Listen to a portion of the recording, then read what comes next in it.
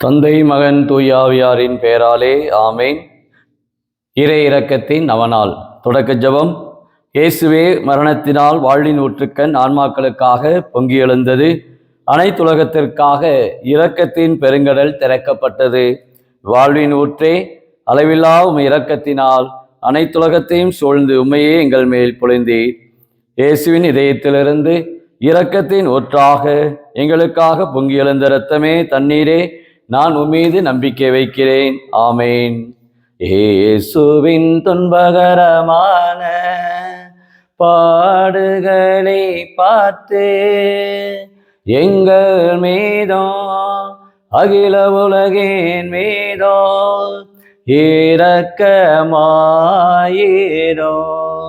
இயேசுவின் துன்பகரமான பாடுகளை பார்த்து எங்கள் மீதோ அகில உலகின் மீதோ இரக்கமாயிரோ. இயேசுவின் துன்பகரமான பாடுகளை பார்த்து எங்கள் மீதோ அகில உலகின் மீதோ இரக்கமாயிரும். இயேசுவின் துன்பகரமான பாடுகளை பார்த்து எங்கள் மீதோ அகில உலகின் மீதோ இரக்கமாயிரும். இயேசுவின் துன்பகரமான பாடுகளை பார்த்து எங்கள் மீதோ அகில உலகின் மீதோ இரக்கமாயிரும். இயேசுவின் துன்பகரமான பாடுகளை பார்த்து எங்கள் மீதோ அகில உலகின் மீதோ இரக்கமாயிரும். இயேசுவின் துன்பகரமான பாடுகளை பார்த்து எங்கள் மீதோ அகில உலகின் மீதோ இரக்கமாயிரும். இயேசுவின் துன்பகரமான பாடுகளை பார்த்து எங்கள் மீதோ அகில உலகின் மீதோ இரக்கமாயிரோ. இயேசுவின் துன்பகரமான பாடுகளை பார்த்து எங்கள் மீதோ அகில உலகின் மீதோ இரக்கமாயிரோ. இயேசுவின் துன்பகரமான பாடுகளை பார்த்து எங்கள் மீதோ அகில உலகின் மீதோ இரக்கமாயிரும். நித்திய பிதாவே, மது நேச மகனும் எமது ஆண்டவருமான இயேசு கிறிஸ்துவின் உடலையும் இரத்தத்தையும் ஆன்மா மற்றும் தெய்வீகத்தையும் எங்கள் பாவங்களுக்கும் அகில உலகின் பாவங்களுக்கும் பரிகாரமாக உமக்கு ஒப்புக் கொடுக்கிறேன். தூய இறைவனே, தூய வல்லவரே, தூய அழிவில்லாதவரே, எங்கள் மீதும் அகில உலகின் மீதும் இரக்கமாயிரும். தூய இறைவனே, தூய வல்லவரே, தூய அழிவில்லாதவரே, எங்கள் மீதும் அகில உலகின் மீதும் இரக்கமாயிரும். தூய இறைவனே, தூய வல்லவரே, தூய அழிவில்லாதவரே, எங்கள் மீதும் அகில உலகின் மீதும் இரக்கமாயிரும். இறுதி ஜெபம். நித்திய பிதாவே, முடிவில்லா இரக்கமும் குறைவில்லா மனதிற்கு உடைய பெற்றகமே, எம்மை கருணை கண் நோக்கி உம்மை இரக்கத்தை மீது மிகுதியாக்கும். துன்ப நேரங்களில் நாங்கள் தோண்டுவிடாமல் மிகுந்த மன உறுதியோடு உம்முடைய சித்தத்துக்கு எம்மையே அர்ப்பணிக்க அருள் புரியும். அதுவே உம் அன்பும் இரக்கமும் ஆகும். ஆமேன். இறை இயேசுவில் பிரியமான சகோதர சகோதரிகளே, செப்டம்பர் மாதத்துடைய 12ஆம் நாளாகிய இன்று தாயாம் திருவையானது அன்னை மரியாளுடைய அதிதூத பெயருடைய விழாவை இந்த நாளிலே கொண்டாடுகின்றது. அன்னை மரியாளுக்கு தூய பெயரை இந்த நாளிலே ஒப்புக் கொடுக்கிறோம். காரணம், 15ஆம் நூற்றாண்டிலே திருத்தந்தை அவர்கள் கிறிஸ்தவர்கள் அந்த துருக்கிய போரை வென்றதால் அப்பொழுது அன்னை மரியாளிடத்திலே அந்த ஜெபமாலை ஜபித்து மன்றாடி அந்த துருக்கியர்களை வென்ற அந்த காரணத்தினால் அப்பொழுது இருக்கிற திருத்தந்தை இந்த நாளை செப்டம்பர் மாதத்தில் 12ஆம் நாளை அன்னை மரியாளுடைய அதிமிகு தூய பெயருக்கு ஒப்புக் கொடுக்க அழைக்கின்றார்.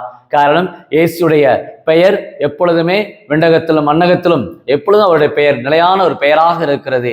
இயேசுடைய நாமம் இனிதான நாமம், இணையில்லா நாமம் என்று நாம் ஆண்டவரை போற்றுகிறோம், புகழுகிறோம், பாடுகின்றோம்.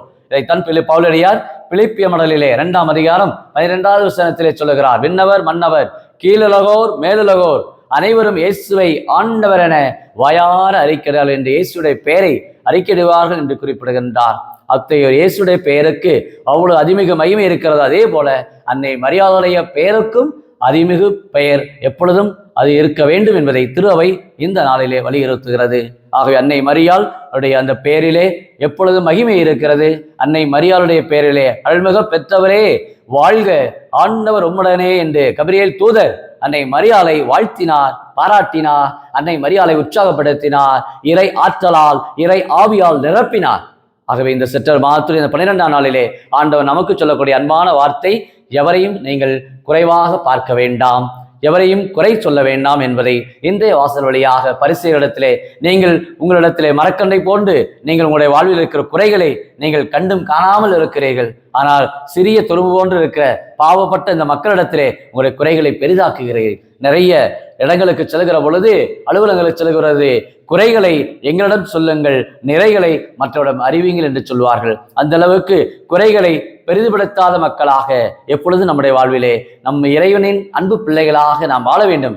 எப்பொழுது நாம் ஒருத்தரை குறை சொல்லுகிறோம் என்று சொன்னால் நம்முடைய குறைகளை நாம் மறைக்கின்றோம். நம்முடைய குறைகளை நம்முடைய வாழ்விலே ஒரு முதிர்ச்சியற்றவர்களாக நம்முடைய பார்வையிலே அந்த குறைகளை நாம் கண்டும் காணாமல் சென்று கொண்டிருக்கிறோம். மற்றவருடைய குறையை நாம் பெரிதுபடுத்துகிற பொழுது நாம் நம்மையே தாழ்வுக்குட்படுத்துகிறோம், நம்முடைய வளர்ச்சியும் அங்கு குன்றுகின்றது.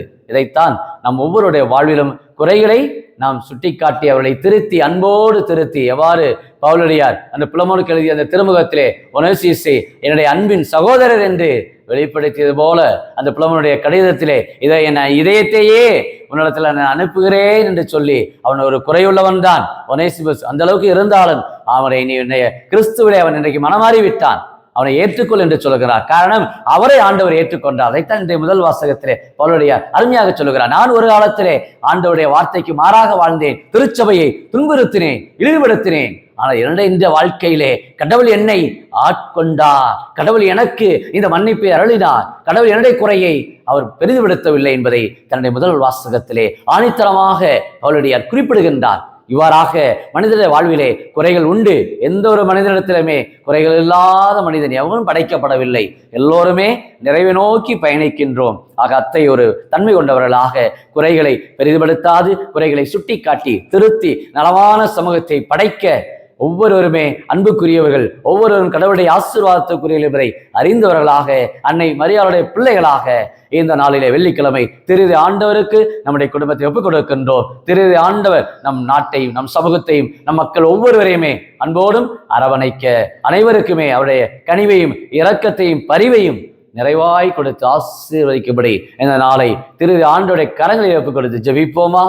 அன்பின் பரலோக பிதாவே, அப்பா இயேசுவே, அருமையான இந்த நாளுக்காக நன்றி கூறுகிறோம். இதோ நீர் எங்களுடைய குறைகளை நீர் பெரிதுபடுத்துவதில்லை, எங்களுடைய குறைகளை நீர் மன்னிக்கின்றேன், எங்களுடைய பாவ கழுவாயிலிருந்து எங்களை நீர் விடுவிக்கின்றேன். நாங்கள் எப்பொழுதுமே உம்முடைய அன்பு பிள்ளைகள், நாங்கள் எப்பொழுதுமே உம்முடைய அன்புக்கு பாத்திரமானவர்கள் என்பதை வெளிப்படுத்துவதாக இந்த நாள் இதோ திரு ஆண்டவருடைய அன்பும் இறை இரக்கத்துடைய ஆசீர்வாதம் புனித பௌசிரமாக்கு உம்முடைய அன்பை வெளிப்படுத்தியது போல இந்த நாள் திரு இரத்தத்தினுடைய ஊற்று எங்கள் பாவங்களை கழுவி எங்களை தூய்மைப்படுத்த நலமான சமூகத்தை படைக்க, குறைகளை சொல்லி சொல்லி பிறரை இழிவுபடுத்தாமல், குறைகளை சொல்லி சொல்லி பிறரை கேவலப்படுத்தாமல் நாங்கள் என்றும் அன்புக்குரியவர்களாக நிலையான வாழ்வை நாங்கள் பெற்றுக்கொள்ள எங்களுக்கு உடைய கிருபையும் மேலான கொடைகளையும் இந்த யூடியூபிலே ஜபிக்கிற ஒவ்வொரு குடும்பத்தாருமே இந்த வெள்ளிக்கிழமையிலே இறையிறக்க இந்த ஜபமாலை ஜபித்து இறையிறக்க ஆசிரை வேண்டியிருக்கின்ற எல்லா குடும்பத்துக்கும் குடும்ப சமாதானம், குடும்ப ஒற்றுமை எப்பொழுதுமே அனைவருடைய உள்ளங்களிலுமே உம்முடைய இறை அன்பும் பிறர் அன்பும்